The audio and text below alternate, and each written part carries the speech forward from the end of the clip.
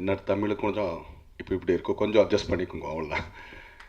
First of all actually நான் சொல்ல முடியும்னா, ஆக்சுவலி நான் ஒரு அடியார் ஸ்டூடெண்ட். ஆக்சுவலி ஆக்டிங் கோர்ஸ் இங்கே தான் பண்ணேன், சென்னையில்.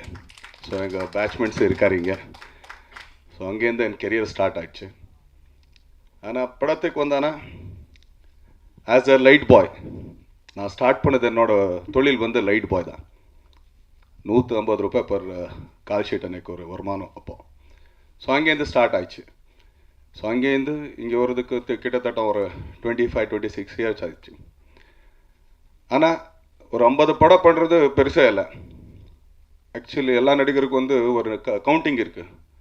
ஃபர்ஸ்ட் படம் என்ன பண்ணோம், 25th படம் என்ன ஆயிடுச்சு, 50th படம் என்ன, 75 என்ன, 100 என்னன்னு சொன்னேன்.